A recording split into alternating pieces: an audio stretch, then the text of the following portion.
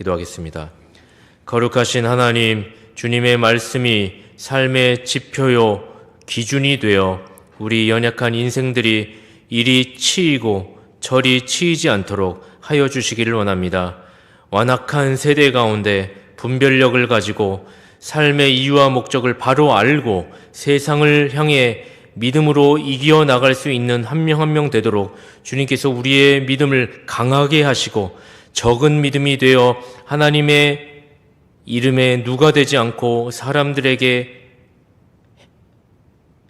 실족함을 주지 않는 자들 되도록 주님께서 우리의 믿음을 강하게 하시고 있는 믿음 더욱 강하게 하시고 열매 맺는 믿음 되도록 이 시간 함께하여 주시옵소서. 전하는 자에게 은혜를 베풀어 주셔서 진리의 말씀만이 선포되도록 하나님의 성령님께서 인도하여 주시옵소서. 우리 구주 예수 그리스도의 이름으로 기도합니다. 아멘. 하나님은 모든 사람에게 영원한 나라에 들어가기 전에 이 땅에서 신호를 보내주셨습니다. 특별히 신자에게는 환난이라고 하는 사인을 주셨죠. 환난은 여러 경우들이 있을 것입니다. 어떤 사람에게는 경제적인 어려움을 통하여서 사업상의 이유로 파산을 하거나 생활고에 치여 삶의 의미를 잃어버리고 삶의 회의와 절망 속에 빠지게도 할 것입니다. 어떤 사람에게는 사랑하는 사람의 아픔과 죽음을 목독해 하여 가슴 저미는 상황 속에 세상을 잃은 듯한 슬픔을 느끼게도 하실 것입니다. 어떤 사람에게는 당사자인 자신의 시한부 인생의 선고를 받게 하셔서 인생의 의미를 떠올리며 도대체 이 땅 이후의 삶이 무엇인가 라고 하는 질문을 던지게도 하실 것입니다.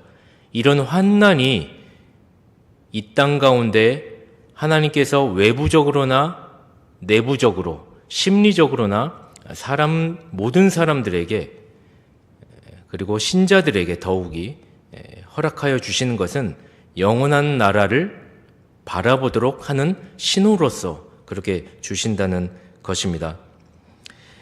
하나님께서 그렇게 하신 이유는 다른 것이 아니죠.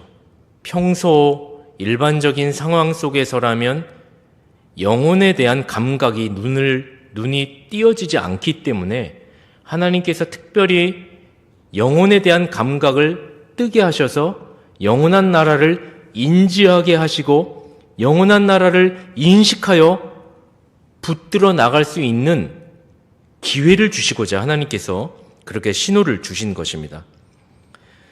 이 중에 여러 가지 환난이 있다라고 했는데 그 중에서 특별히 오늘은 질병이라고 하는 환난을 우리가 생각해 봤으면 좋겠습니다. 특별히 이것이 왜 더 우리에게 주목을 해봐야 하는 것이냐면 다른 경제적인 어려움, 건강상의 어려움 건강상의 어려움이 아니라 경제적인 어려움이나 사람 관계 속에서 힘듦 이런 환난 같은 경우는 일반적인 것이라 일반 사람들이 그냥 사회적으로 경험한 것이라면 이 질병 같은 경우는 죄의 결과이기 때문에 그렇습니다. 타락의 결과이기 때문에 그런 것입니다. 질병이라고 하는 것, 몸이 노쇠하고 몸이 장기가 자기의 능력을 발휘하지 못하고 퇴보하고 관절이 약해지고 혈관이 막히고 이런 것들은 죄의 결과로부터 오게 되어지는 죽음을 향하여 가게 되어지는 모든 인생들에게 부어지는 타락의 죄의 결과로서 주어지는 질병의 일환인 것이죠.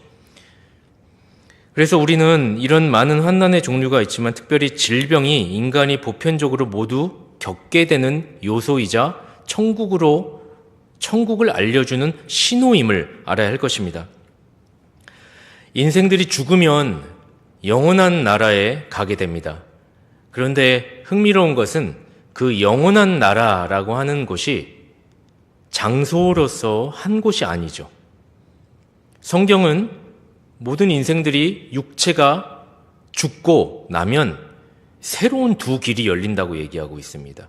영원한 나라가 하나님 창조주요, 구속주요, 심판주이신 왕으로서 거기에서 하나님의 자녀로서 대접을 받을 수 있는 왕 같은 제사장으로 왕의 식탁에서 그리스도와 영원토록 왕노릇 할 수 있는 천국이 있다라고 얘기를 하면서 동시에 육체의 죽음이 이후에 하나의 또 다른 갈림길이 있다라고 했는데 영원한 형벌이 주어지는 지옥이 있다라고 얘기를 하고 있는 것입니다.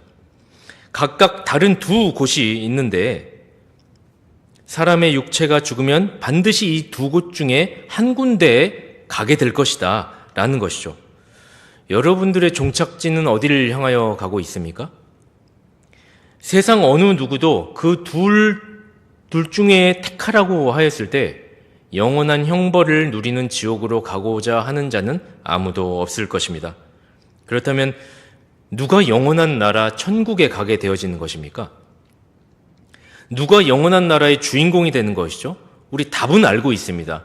신자들은 답을 알고 있죠. 그리스도 예수를 믿는 사람이 영원한 나라의 천국에 가게 되는 것입니다. 답은 알고 있는데 그런데 애석하게도 안타깝게도 답은 아는데 왜 전하면 안 믿느냐는 것이죠. 사람들이 답은 아는데 오랫동안 신앙생활을 해왔는데 왜 내 마음속에 믿음으로 말미암는 확신이 이루어지지 않느냐는 것이죠.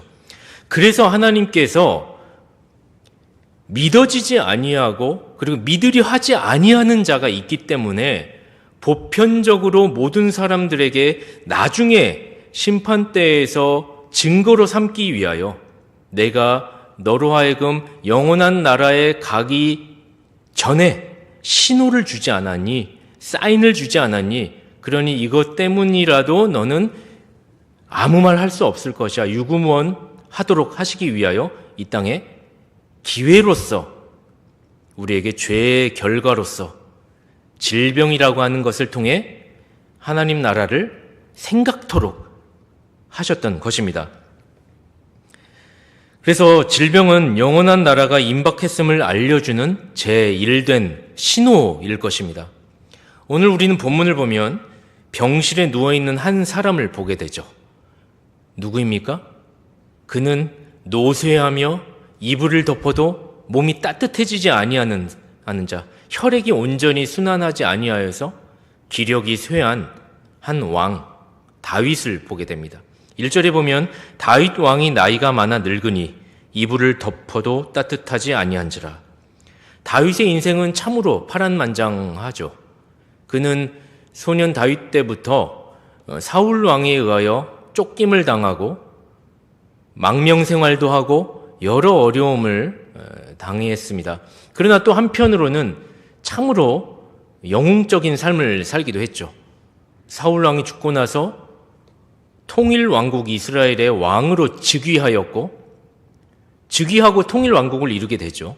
그리고 나서도 수많은 전쟁 가운데 여호와께서 이기게 하셨느니라, 여호와께서 함께 하셨느니라, 여호와 하나님이 그와 동행하여 주시사 모든 전쟁에서 이기게 하시고 그를 부와 명예와 하나님의 마음에 합한 자로서 여겨주는 큰 은혜를 경험한 자이기도 합니다.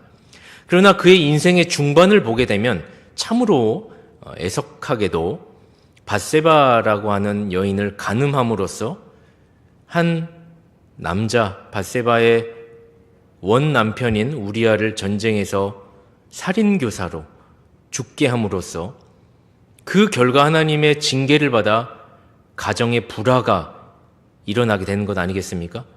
그리하여 자녀들끼리 폐륜적인 살인을 저지르지 않나?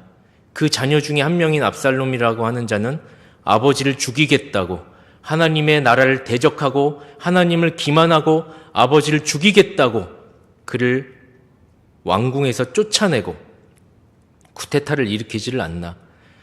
그 아들이 또한 죽게 되죠. 압살롬이. 그리고 나자 또 세바의 반역이 일어나게 되죠. 다윗의 인생은 참으로 굴곡이 있으면서 파란만장했습니다. 그러면서 그의 심신은 그렇게 지쳐갔던 것이죠. 그리고 2절 보면 이렇게 되어 있습니다. 그의 신복들이 왕께 고하되 우리 주 왕을 위하여 젊은 처녀 하나를 구하여 저로 왕을 모셔 봉양하고 왕의 품에 누워 우리 주 왕으로 따뜻하시게 하리이다 하고, 제가 개정으로 읽었는데요. 그의 곁에는 문이 열리고 닫힐 때마다 시종들이 오고 갔습니다. 여러 신하들이 드나들면서 왕의 안위를 체크하며 그의 분부를 받들어 나가고 있습니다. 그리고 우리는 시종들이 왕의 병환을 조금이라도 치유해 보고자 젊은 여인을 하나 데리고 와서 젊은 여인을 데리고 와서 왕의 품에 안기어 다윗의 체온을 조금이라도 높여 살려보고자 하는 것이죠. 그러나 그것이 아무 가당치 않은 것입니다. 하나님께서 정해놓은 때가 있었던 것입니다. 육신이 노쇠하게 되어지고 마지막 죽음을 향해 가는 것은 인간의 힘으로 이것을 제지하거나 해결할 수 있는 것이 아님을 하나님께서는 보여주신 것이죠.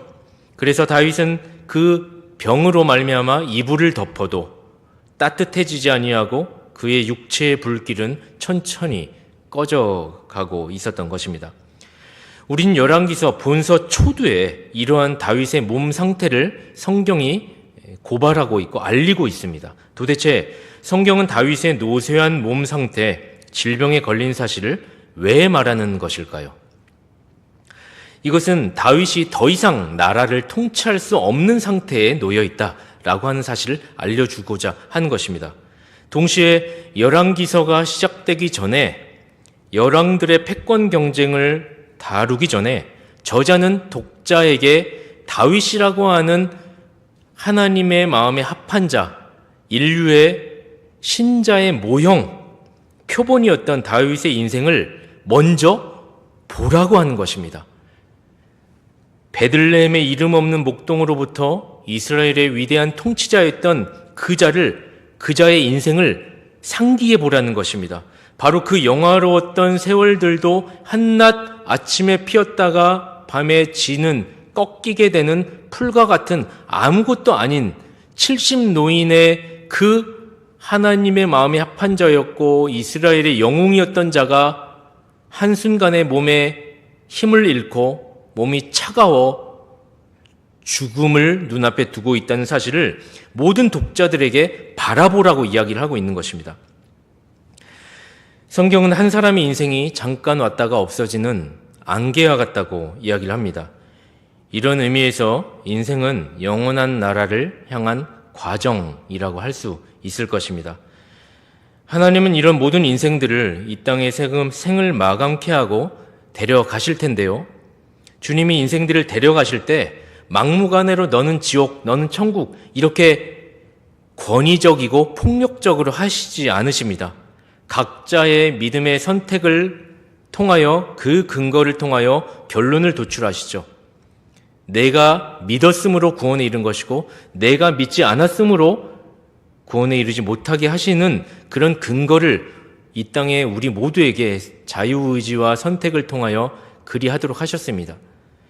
주님은 질서의 하나님이시죠. 그리고 조화로우신 분이시라는 말입니다. 한 인생의 구원을 관여하실 때 조화롭고 질서 있게 행하시는 것입니다. 이런 의미에서 하나님은 한 인생의 구원의 신비를 다루실 때도 그렇게 하시지만 우주 만물을 다스리시고 섭리하실 때도 그와 같은 체계적이고 조화를 통하여 이루어 나가시는 것을 우리는 알고 있습니다.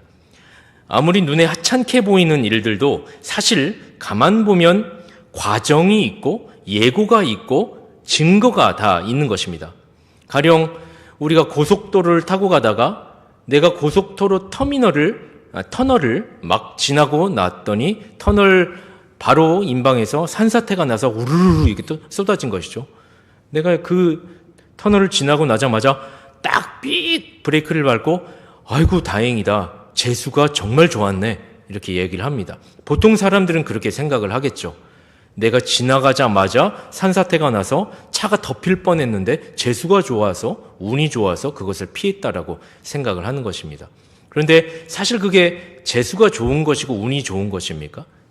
하나님의 섭리의 관점으로 보면 사실 다 그것이 징조가 있는 것이죠. 그 산 위의 상황을 우리가 모르는 것일 뿐이죠. 산 위에서는 하늘에서 더운 공기와 차가운 공기가 만나서 이미 비가 내렸고, 비가 내린 그 땅들이 물러졌고, 뿌리가 흐느적거리게 됐고, 그리고 거기에서 바위가 뭉쳐서 하나가 흘러내렸고, 큰 바위가 흘러내렸고, 점점 산들이 지반이 약해져서 흔들리면서 산사태가 났겠죠.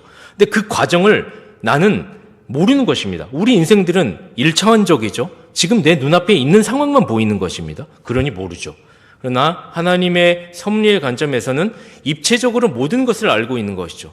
과거, 현재, 미래가 있으면 이것이 한 망원경 안에서 일체적으로 다 보이는 것이죠. 하나님은 모든 상황과 모든 여건과 환경과 장소와 시간을 불문하고 다 아시는 분이신 것입니다. 다만 우리는 현재 내 앞에 나타나고 있는 이 현상을 그냥 우연이라고 이야기하는 것이죠. 왜냐하면 논리가 없으니까, 모르니까 그런 것일 뿐이지. 하나님의 섭리는 우리 눈에 우연찮게 일어나는 일도 가만 보면 항상 전조 증상을 보이셨고 예고, 징조를 보이셨음을 우리는 알아야 하는 것입니다. 이처럼 이 땅에 일어나는 한 사람의 구원의 법칙도 하나님께서 질서와 체계를 통하여서 일으키시고 자연 만물의 섭리를 통하여서도 그 안에 모든 것들이 과정 속에 차근차근 전조 증상을 주시고 결과물을 도출하시는 것이 하나님의 섭리의 방식인 것이죠.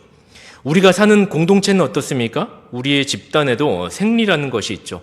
한 공동체에 기본적으로 해오는 말하지 않지만 우리가 다 지키고 있는 규칙들이 있는 것입니다. 한 집단에서도 회사에서도 가령 그렇지 않습니까? 규칙과 체계가 있으니까 업무를 진행할 때 이 사람이 업무가 참 미진하고 미숙하고 좀 우리 회사의 타입과 맞지가 않으면, 성격과 맞지가 않으면 사장으로서 권고 사임을 하는 것이죠. 근데 당장 내일 나가세요 이렇게 안 하는 거 아닙니까? 미리 예고를 해주는 겁니다. 미리 예고를 해주고 긴장을 시키고 그리고 주의를 주고 그리고 나서도 안 되면 이제 권고 사임을 하는 것이죠. 모든 공동체에서도 그렇게 어떤 일을 하든지 먼저 예비된 일을 암시해주고 본 일이 진행이 되는 것입니다. 그렇게 해야 당사자도 일을 준비할 때 충분히 예상을 하고 준비하며 그 일을 내가 당하게 됐을 때 수긍하고 받아들일 수가 있는 것이죠. 제가 대학 시절에 이제 대학교 때 축구를 많이 했습니다. 그래서 축구를 많이 한 이유가 이제 과별로 시합도 많이 하고 축구를 많이 했는데 어느 한 여름에 해가 중천에 떴을 때 이제 축구를 하게 됐습니다. 근데 이제 한 어떤 형님이 축구를 막 하다가 해가 막 땡볕이 막 비치는 그 시기에 갑자기 이제 쓰러졌어요. 운동장 한가운데에서 축구를 하다가 쓰러졌습니다. 모두가 달려들어가지고 막 뺨을 때리고 막 물을 붓고 막 이렇게 했죠. 그래서 깨어났습니다.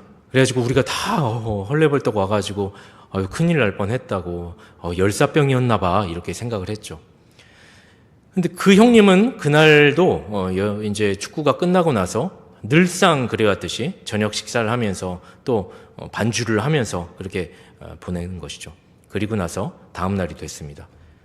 그런데 비보가 들려왔습니다. 그 형님이 죽었다는 거예요. 왜 그런 것입니까? 사인은 심장마비였습니다. 사실 그 형님이 갑자기 돌연사한 겁니까? 우리는 그렇게 생각하지 않습니다. 무엇이죠? 예고가 있었죠. 징조가 있었죠. 전조 증상이 있었죠. 그 형님이 땡볕에서 그냥 기절하고 쓰러졌을 때 이미 그것은 경고의 메시지였죠. 사인이었죠. 몸이 경고를 받은 것입니다. 전조 증상을 일으킨 것입니다. 지금 심장이 무언가 아프다라고 사인을 보낸 것이죠. 그러면 당사자는 그때 눈치챘어야지요. 그리고 대비했어야 되는 것입니다. 인생들이 육체의 장막을 떠날 때 하나님은 이런 신호를 미리 보내십니다. 하나님은 우리가 육체의 장막에서 벗어나 세상과 이별하기 전에 준비하라고 미리 예고를 해주십니다. 창조주는 이 땅을 살며 죽음 이후에 있을 날들에 대하여 미리 준비하게 하시는데 바로 육체의 질병은 하늘나라를 가리키기 위한 하나님이 보내신 신호와 같습니다. 이것은 창조주의자 구속주의시 하나님께서 정해놓은 규칙과 같은 것입니다. 즉 질병은 단순한 아픈 것 이상의 의미가 있는 것이죠. 질병은 사람으로 영혼의 정체성에 환기를 불러 넣어주는 것입니다. 그래서 보통 어느 누군가가 중병에 걸리면 어느 누군가라도 영혼에 대하여 번민하게 되는 것입니다. 최소한의 영적인 생각을 가지게 되는 것입니다. 내가 만약 이 병을 통하여서 죽게 되면 정말 죽음 이후의 세계가 존재할까? 내가 가게 되는 종착지는 어디가 될까? 그렇다면 나는 지금 이 시한부 인생을 선고받은 직후 어떤 자세를 취해야 되지? 이렇게 질병은 그 사람으로 하여금 육신의 장막을 정리하도록 도와준다는 것입니다.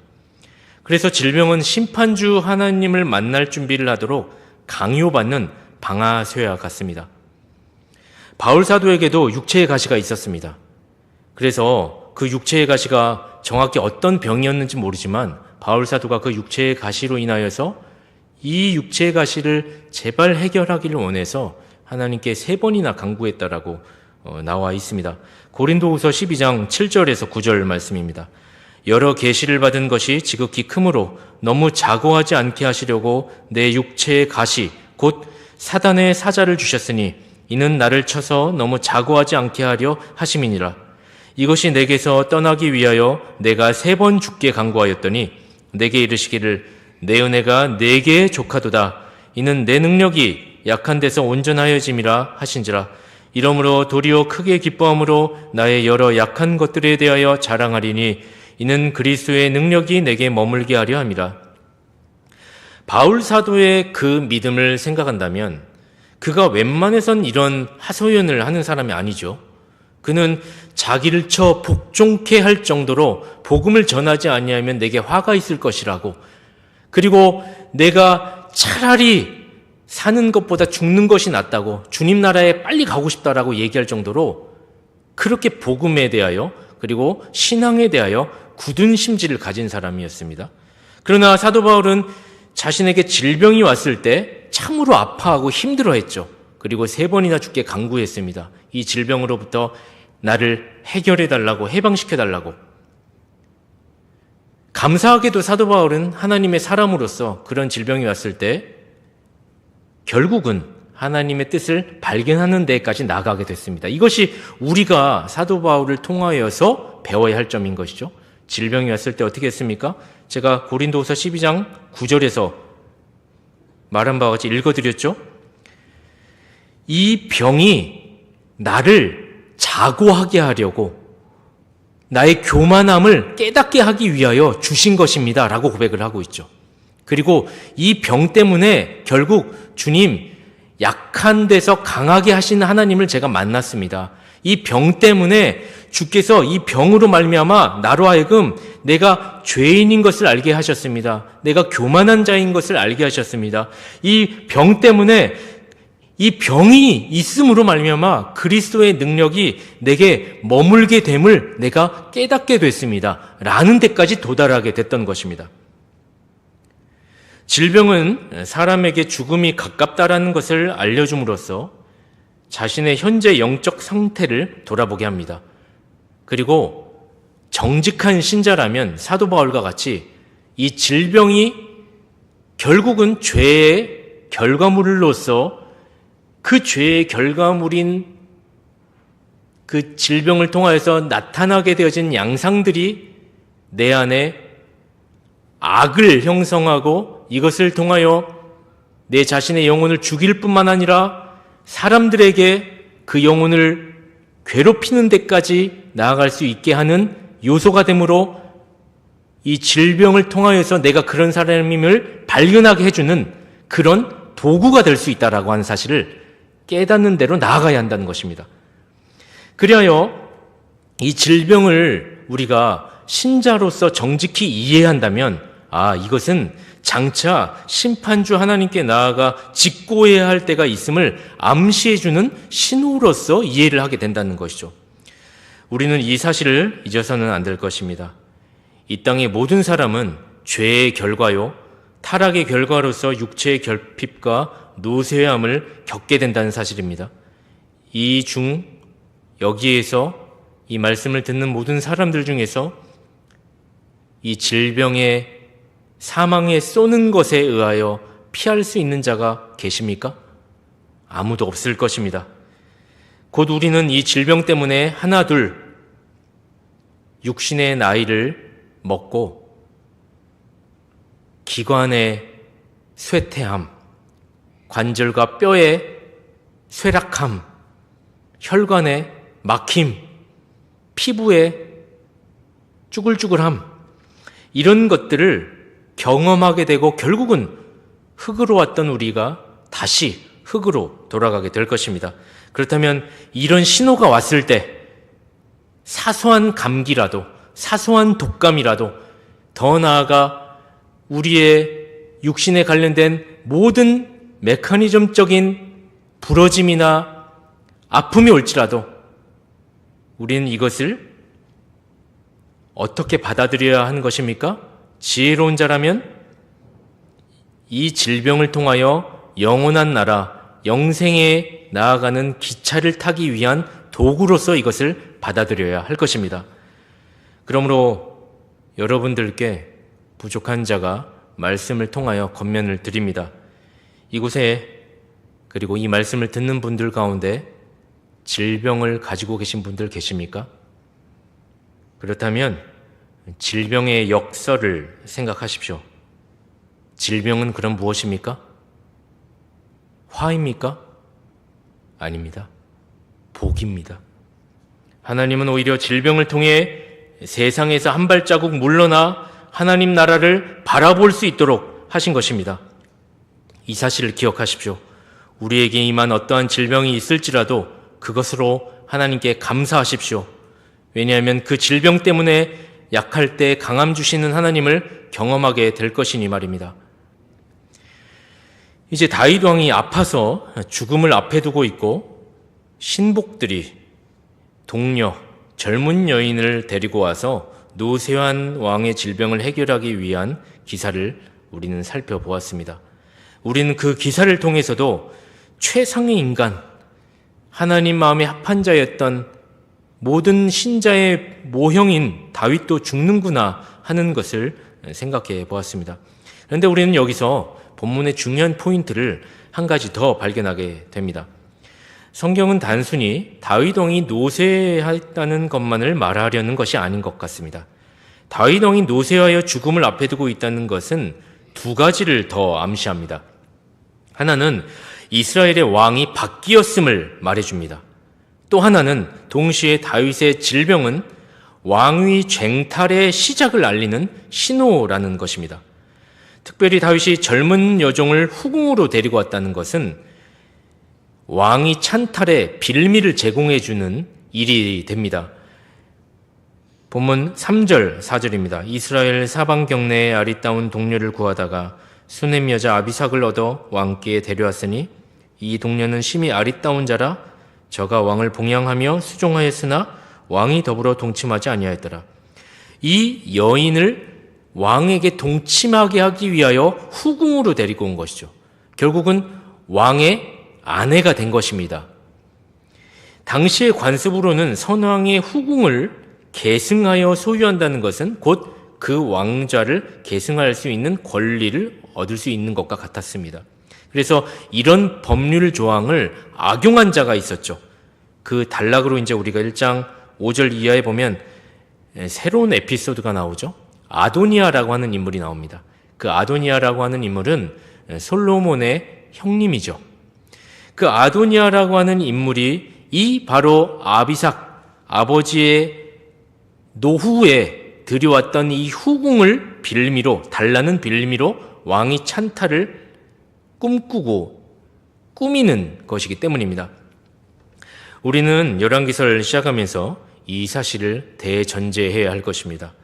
하나님은 분명히 솔로몬의 출생 때 솔로몬에게 또 다른 별칭을 주셨죠. 여디디야. 그 뜻이 무엇입니까? 하나님께 사랑을 입은 자라는 뜻입니다. 이것은 하나님의 언약적 신실한 사랑에 기인하여 본다면 다윗의 혈통을 통하여 하나님의 나라의 왕위를 이어나갈 것인데 그 왕위를 잇는 자로서 하나님의 사랑을 입을 자 솔로몬이 택함 받았음을 의미할 것입니다. 이 사실을 솔로몬의 왕가, 다윗의 왕가에 있는 모든 가족들, 그의 형님들, 동생들 모를 리가 없는 것이죠. 아도니아 역시 하나님의 언약 가운데 솔로몬, 자신의 동생 솔로몬이 왕위를 잇게 될 것을 모를 리가 없는 것입니다. 그럼에도 불구하고 형 아도니아는 이 사실을 어렸을 때부터 줄곧 들어왔음에도 불구하고 조금의 빈틈이 생기자 스스로가 왕이 되어 하나님 나라의 언약을 파괴하는 데까지 나아가고자 했던 것입니다. 우린 열왕기서를 시작하면서 이 사실을 대전제해야 할 것입니다. 하나님의 나라는 그분의 신실한 언약 가운데 반드시 이루어질 것이지만 그 과정 가운데 하나님의 방법, 하나님이 정하신 방법이 아닌 방법으로 하나님 나라의 왕위를 찬탈하려는 세력이 반드시 있을 것임을 우리는 알아야 할 것이고 전제해야 할 것입니다. 앞으로 수요일마다 우리의 인생을 열왕기서에 비추어 볼 것입니다. 열왕기서, 왕들의 이야기 아닙니까? 그 왕이 누구입니까? 그리고 그 나라의 진정한 왕은 누구입니까? 그 나라는 누구의 나라입니까? 하나님의 나라, 이 땅 위에 세워진 하나님의 나라, 그 왕의 왕좌에 누가 앉아 있습니까? 하나님이 대리 통치자인 그리스도 예수를 통하여 우리를 신복 삼으셨음을 기억하십시오. 누가 진정한 이 나라의 왕인가? 힘과 권세와 돈과 명예만 있으면 그 나라의 왕좌를 뺏을 수 있는 것입니까? 세상은 그렇게 평가하고 그렇게 할 수 있을 것이라 말할지 모르겠지만 주님의 평가는, 주님의 답은 그것이 아니라고 하십니다. 열왕기서를 통하여 앞으로 왕의 자리를 비우는 연습을 했으면 좋겠습니다. 그 자리에서 내려오는 연습을 하십시다. 대신 영원한 나라의 신호에 민감하게 반응하는 연습을 하십시다. 그리하여 주님께서 부르시는 날에 왕 되신 주님을 높이며 주님이 주신 은혜의 빛을 받아 주님 붙들어 영광의 나라에 이르는, 그 영광의 나라에 가기 위하여 나에게 주신 그 작은 사인이라도 내가 빨리 눈치채고 발견하여 주님 붙들기 위해 전심전력을 다하는 그런 저와 여러분들, 우리 합정동 교회가 되기를 간절히 소망합니다. 기도하겠습니다. 하나님 아버지, 우리 인생은 참으로 연약한 존재들입니다. 주님 의지하지 아니하면 당장에 넘어질 수밖에 없는 존재들입니다. 주님께서 이 땅 위에 하나님께서 이루실 나라를 설계하셨사오니 그 나라를 가기 위하여 주님이 가르쳐 주신 참된 성경적 원리, 방법, 오직 우리 구주 예수 그리스도를 믿는 믿음, 붙드는 자들 되게 하여 주시옵소서. 그러나 그 믿음을 믿으려 하는데 믿어지지 아니하는 그런 불상사가 일어나지 않도록, 그럼에도 불구하고 그런 자들에게 조금이라도 은혜의 빛을 주시사 질병이라고 하는 것을 통해 깨우치게 하시고 또 우리에게 깨우치게 하실 때, 주님, 이것이 내게 아프지만 나를 자고하지 않게 하시기 위해 주신 것인 줄 압니다. 약한데 강하게 하신 하나님, 주님께서 주신 은혜를 내가 발견하겠습니다.